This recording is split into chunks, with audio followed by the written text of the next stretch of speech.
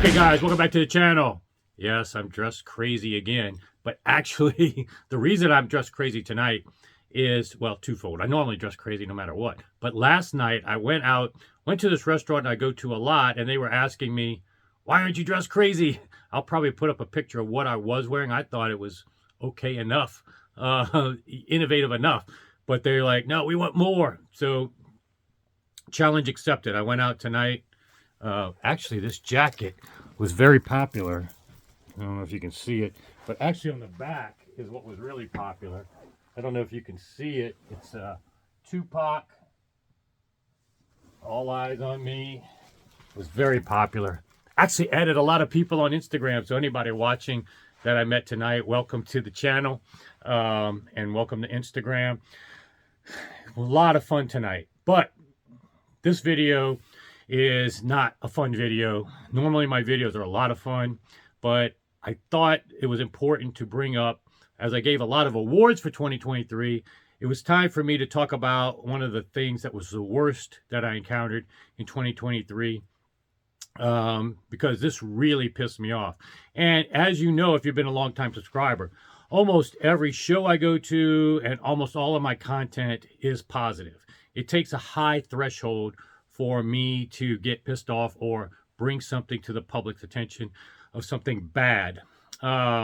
Even if I see it quite commonly, I usually, at best, will put it in the membership section for the members because, again, it's just, I'd rather stick to the positive. I could probably get a lot more views and subscribers doing the negatives, but I like to try to find the positives and just ignore the people that are bad. And actually in the membership section, ironically, we were just talking about a brand, and I told the people in the membership section, oh, I have a story about that. Before I had a channel, the people that were running that room were very disrespectful to me and even Doug while we were there. And I didn't have a channel. They didn't care about me, just Joe Schmo, but I filed it away. And now when I go to shows, I don't even bother with those guys. I still see them, and they probably wonder why I don't go in their room. But that's usually the best way to deal with things. But I'm Italian. I'm Sicilian. There are points where I can get very angry if a threshold of disrespect or problems that just aren't resolved to, you know, any normal patience and satisfaction can get me very angry, because when you do show that much patience, then you expect in return a high level of reciprocation in getting things fixed. And that's what kind of pissed me off, is that it didn't happen in this particular case. So I want to go through that basic what happened. And it had to do, in my new seats here. These are the row 1 seats I bought after seeing them at Cedia. And let's start with the positives. In terms of row 1, I don't have any problems with row 1, and their owner was great to deal with. And these seats are phenomenal. As you can tell, you can recline the back part around the head. You can put it up if you want, recline it. They got these lights. You just touch them, they turn on. Nice cup holders, nice storage, and the fabric. I didn't get leather because leather is a little more reflective. This fabric is beautiful, well done.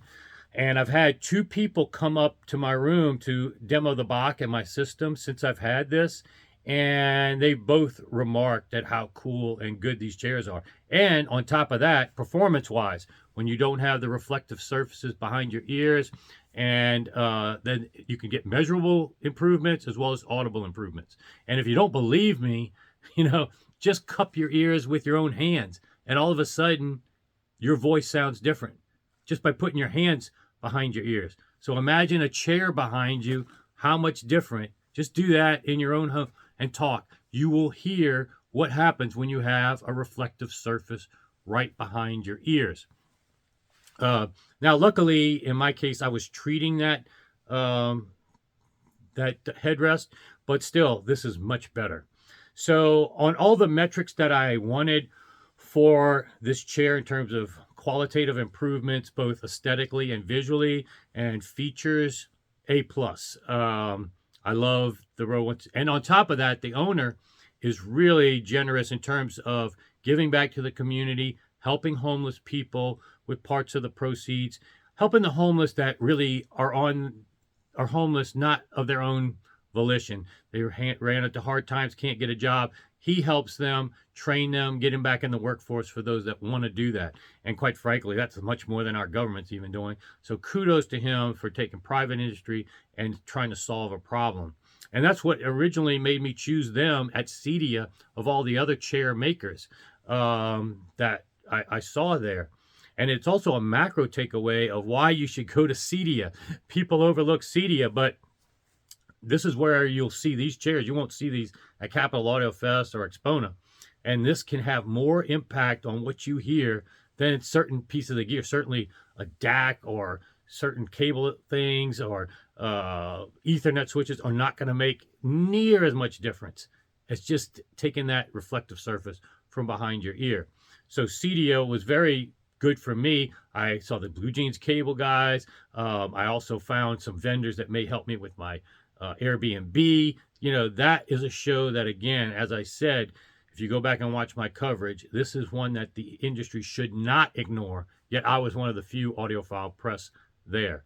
Lots of value. Sometimes it's not the most obvious things, like always the gear, that you should swap out to get improvements. But getting back to this particular story, what is the bad? What really pissed me off? And again, then turned me into Joe Pesci and Goodfellas. You know, I didn't want to kill somebody, but it definitely passed that threshold of patience that I was extremely angry. So what happened? Well, it's a series of events. So try to stick with me here because it's such a long story. I don't want to bore you with all the gory details, but I think it's important to share, you know, this, because the macro takeaway is it wasn't row one that was the problem. It's their vendor, the shipping vendor that was supposed to do the white glove service. That was horrible, horrible. First of all, let me break this down. They sent a timeline when they were supposed to deliver the chairs, and that timeline fit into my schedule. I was going out of town for a whole week around that time for Thanksgiving to Disney, but their projected delivery date was not then. Well, the day before I left for Disney, all of a sudden I left the home, I came back, and in my foyer were 3 big boxes blocking my whole foyer of these chairs. And they had not given me a notice that they were coming, no white glove. It was just left in the boxes in my foyer. And I was like, luckily I don't even know if it's lucky in hindsight, my cleaning lady was there at the time and let them in and allowed them to drop it off. It would have been better if they just put it in the garage or left and didn't leave it there. Because what they did also was put those in my foyer, but did not obey the signs on the side of the box that said this side up. And you think, okay, with the chairs, it doesn't matter what side is up or down. It's not going to damage the chairs. But the boxes themselves need to be oriented a certain way because they have staples on the sides to affix the cardboard around them. And when you lay them on the side versus upright, those staples are now on the wood floors. And these are extremely heavy chairs, you know, very heavy. And so that box is super heavy. And if you just move it around a little bit, those staples are now scraping your wood floors. And that's what happened when I looked at my wood floors, that they brought them in and jimmied them around and scratched my wood floors. And so, okay, stuff happened. I was not happy at all that they showed up and no white glove. And on top of that, screwed up my floors. But I contacted, and I put some YouTube shorts, I think, and gave you guys updates if you've been following along. But for those that haven't, giving you those details. So after that, I contacted the main guy at row one, and he was apologetic and said he's going to take care of it. Talked to them, and he said they're going to come out, do the white glove service. Let's get some pictures of the damage and all that fun stuff. Well, what happened was they decided to send me an email at some point that said, oh, we're coming out on this day to do your white glove. And I said, well, I already told you that week I am out of town in Orlando. So why are you booking the white glove when I told you not to? And I didn't get a response, so I was a little bit annoyed that they didn't even respond to that. And I got worried that they were still going to come out when I wasn't even there. So I called them, and the person I got on the phone was totally clueless. Didn't even really understand, wasn't apologetic for what happened in the first place, but probably because it seemed like she didn't even understand that these hadn't been delivered yet. She was thinking that this was scheduling the white glove and the goods. Their record keeping was so poor, she didn't know what was going on and what happened. So I didn't even leave that phone call very satisfied with what was happening. So I called the row one guy again. I said, look, I don't think they understand what happened here at all. He said, let me take care of it from here. You won't have to deal with it. I'll coordinate, CC you on everything when it's going to be planned. Well, what ticked me off on top of that is that then they tried to plan it for 2 days later. I was still going to be out of town. Still that week I was out of town. Had to reschedule that. And then they were saying, well, we only come to your neighborhood once a week.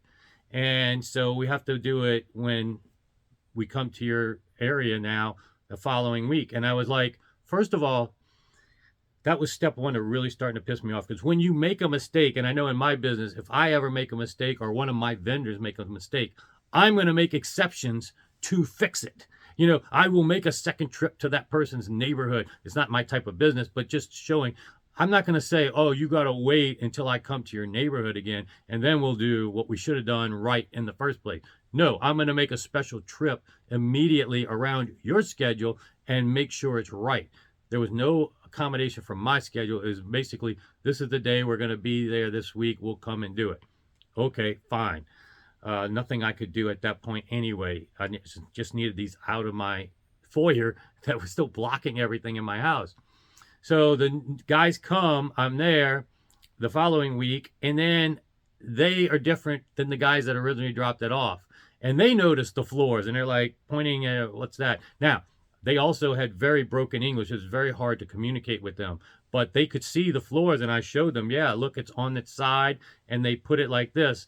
And I told them, you know, I sent pictures, but can you take pictures? They said, yeah, they've taken pictures. I saw them taking pictures, supposedly putting it on the file to confirm what I showed already to them about the damages. And then they put the chairs up here. But they had no experience ever putting these chairs in. No experience with row one at all. White glove, no. They had no experience because row one sent 2 of these chairs with a left arm only and the other side blank, and then 1 chair with arms on both sides. Okay? And they said when they unpacked them, oh, they sent the wrong ones. It should be 1 with 1 on the right, 1 with 1 on the left, and then 1 with 2 to make this 3 couch setup. But I told them, I said, number one, you could just put 1 with the right, 1 with the right, and then the 1 with 2 arms on the end, and you still have what we have now. They didn't understand that. They said, no, it's wrong. Plus, they couldn't find these lights. They were supposed to be packed into the storage here, and when they opened it up, they couldn't find the lights. They couldn't find the power so that I could recline. So they said, oh, they screwed up. We're going to notate this, and you're going to have to wait and get the right stuff. Well, turns out I was right. They sent the right chairs. These guys just didn't have any clue of how they go together. And number 2, they did include all the power products. It's just hidden. Now, I will give them a little bit break there. This is probably row one's fault. They didn't put it in the actual drawers of this. You had to take the drawers out, and then all of this stuff was hidden deep inside the furniture. So unless the people have experience opening this and doing any kind of white glove with this product, like they obviously didn't, then that's why they didn't know anything. So I had to set up the furniture the right way. I had to dig out all the stuff and the power stuff, hook it all up. It was not white glove from everybody else's perspective. I ended up having to do it. But to Todd's credit at row one, he walked me through it. I was fine still at that point. It was a little bit aggravating, but totally fine. But here's where things got really bad. He told me everything was going to be taken care of with my floors. And I sent the pictures. Then I get an email that says, oh, we need all this other stuff. We need 2 estimates. We need all these more pictures and all this stuff. I said, no, okay, now, you don't need anything more from me at this point. Number one, I said, your own people took the pictures. And I sent you pictures immediately. And I even have videos on my channel showing, what immediately what was going on. I'm not going to go through this kind of level of stuff just because your insurance is asking for it. You screwed up. Get this fixed with the evidence you have. It's pretty clear. There's no debate. Your own people saw it. Then they said, well, no, we don't have any pictures of it from our people. And that's when I blew a gasket, because I knew that they're either lying because I saw them take a picture, or they're so inept at not processing and storing their data that they're flying blind, and they don't really care at all about processing damage done.